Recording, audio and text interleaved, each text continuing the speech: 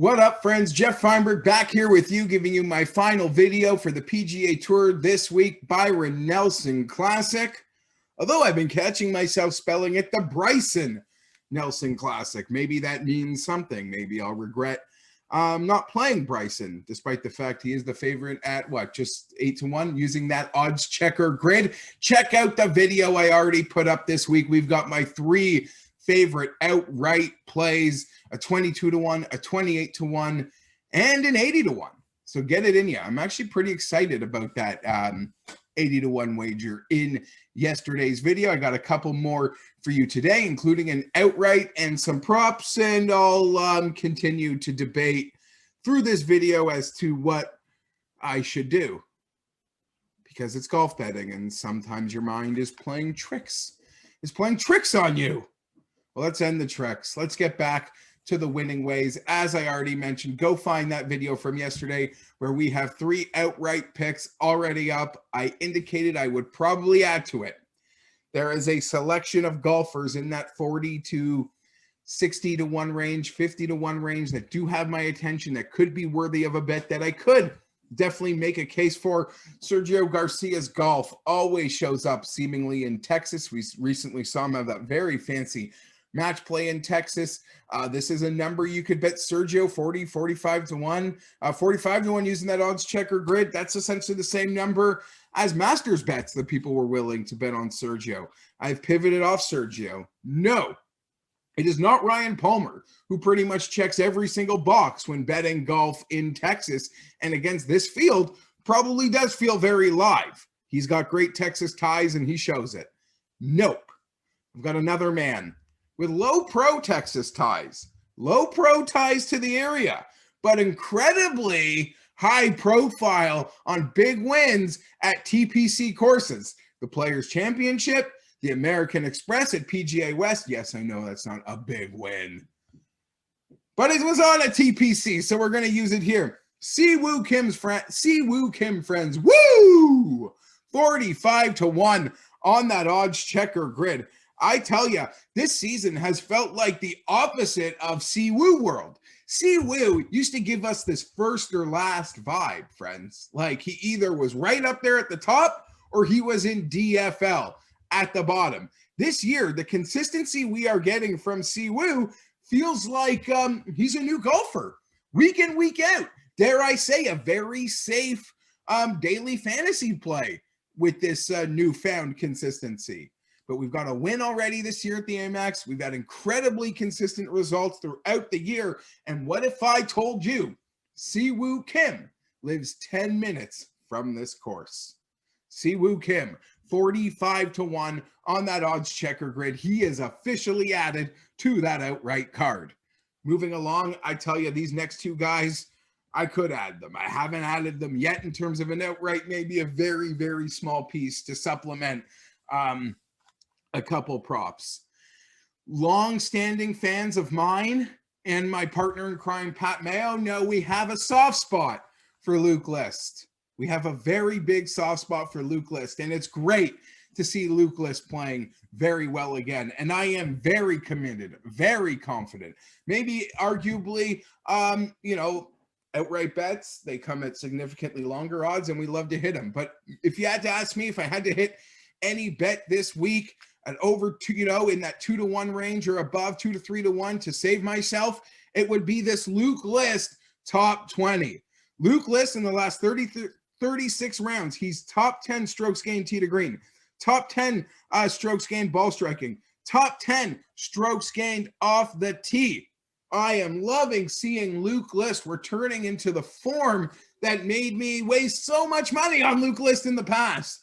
Clearly a captain of Team No Putt. But hey, we've seen a lot of no putt guys make fantastic strides this year. So hopefully Luke List can be next on that list. I want to say his outright number is sitting in around 66-1. I wish it was longer. It's almost like the books are up to something. But I tell you, if this thing gets past the top, Luke List incredibly live this week. Maybe you should consider that outright wager to supplement the plus 250 top 20 wager that is on the card right now. Luke List sticking with the top 20, friends. plus 225. Taylor Gooch. Using that OddsChecker grid, we're coming in around 80 to 1 for that outright. Maybe a very small sprinkle on that, just as a side piece to that 225 T20 that we are going to cash. Listen, in a field like this, in an event like this, how do you put it? We have a very small contingent at the top of the board. We have that super top, and then we have that next tier with your Bergers, your Hideckis, your Brookses, your Schefflers, and there are very few guys in that 20 to 50 to range. And then once you get above 50, you have sort of got to lean on things that you believe can get you to victory lane. NASCAR for you. Well, Taylor Gooch, consistency, but I don't think people realize the elite skill set he does possess with that ball striking. He gained 6 strokes on approach at the Honda, at the Players. I mean, he is so elite with that ball striking at times that when I am at this part of the board and I'm looking for a guy that maybe can pop or challenge with those very good players, if it comes down to it, I want to be able to rely on at 80 to 1, you're not getting a super elite player, but you can buy yourself a super elite skill set. And that is what Taylor Gooch can deliver you with that ball striking. That's granted, ball striking is great. We're losing around the green. The way he's been striking the ball, we can afford some misses around the green. Clearly to cash our prop, if you're talking about the to-win market, that is clearly a bigger ask. I should be talking closer to the microphone. For that, I apologize. Finally, this was interesting. EVR, classic RVD. EVR, the South African contingent of fantastic golf worldwide by Team South Africa at the moment. I mean it. I mean, we just saw Louis and Charles play great at the Zurich team event. We've seen Garrick Hagel run off back-to-back events. Dean Burmeister just ran off an event. Wilco Nierbreyer, I'm probably mispronouncing his name, just won on the Challenge Tour. And I read that we have 11 South Africans competing in the PGA Championship next week. Super excited. Little tease. Be doing, not tease. Can't wait. Next week's the PGA Championship on Kiowa Island. That's now checked in at over 7,800 yards. I'm fired up to get to that, but we got to do Byron first. Okay, friends? EVR. What caught me off guard was his T20 number for a guy that's literally as high as plus like 150 to 1 in the outright markets. His top 20 number was identical using that OddsChecker grid. It how do I put this? It displays it all perfectly. But I was confused as to why his T20 number is identical to Luke List's. Luke List is like 60, 70 to 1 to win this tournament. And EVR is like 125, 150 to 1 to win this tournament when using that OddsChecker grid. So why are their T20 numbers the same? That bothered me. I found no value in that. So I went farther down the board. Doesn't sound fun to say. I don't think I've ever posted one on these, but DraftKings Sportsbook has been offering them. And I do see a lot of my friends in the community making some really stress-free marks in this market, and that is the T40 market, the top 40 market available at DraftKings Sportsbook. And in that, I have decided to go with Erik van Rooyen at plus 120. Plus 120, Erik van Rooyen in that market. In that market. Ball striking is great. It's around the green. That's the problem. I think I may have read my EVR note on Taylor Gooch for the around the green problems. It's messy. You don't want to see how the hot dogs are made. You'd never want to eat one again.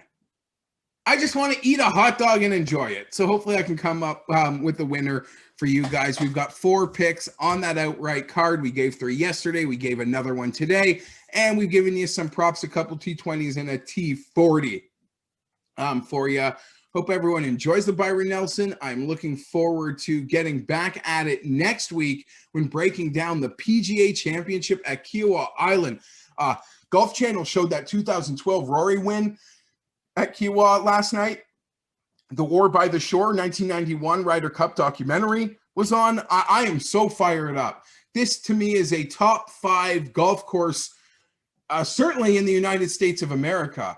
Some say it's one of the most difficult golf courses in the world, and we get a major championship on it next week. You can see me smiling ear to ear. I've already sort of put Byron behind me in terms of thought and started looking forward to that PGA championship. Let's say this, though, quickly. I'm going to get out of here because I think I've been too long, and as long as I have some winning bets, that's really all going to be that matters. A lot of early leans, like when seeing that yardage for that PGA championship north of 7,800 yards, you're thinking bomber, bomber, bomber, bomber, bomber. And we look at that Kiowa Island leaderboard, and it's a lot of guys that, it's a lot of feisty Euros that you wouldn't necessarily think to be the longest players. Ian Poulter's, Graham McDowell's. Granted, Rory won by like a touchdown minus the extra point. But even looking behind Rory, Carl Peterson. So a lot of like feisty Euros really make up that leaderboard. So I haven't made the bets yet, but for all this talk of distance, I don't want to ignore the Fitzpatricks, the Hattons. I'm a big Matt Wallace fan. Just off the top of my head, trying to name some, feisty Euros. Maybe Hatton more so than Fitzpatrick, but long, windy. Really could set up for Matthew Fitzpatrick. I'll be breaking it down more so with Eric Patterson from The Score. That's going to drop on Monday. So I'm super excited to that. I'll do a longer version PGA chat with Eric Patterson from The Score at ePat Golf. You subscribe to this feed, so that'll drop right into your feed when we release it next week. Talking PGA Championship. Until then, like, sub, comment, all that fun stuff. Let's hope we bang out one of those outrights this week at the Byron Nelson. I'm Geoff Fienberg. May the winners be one of ours.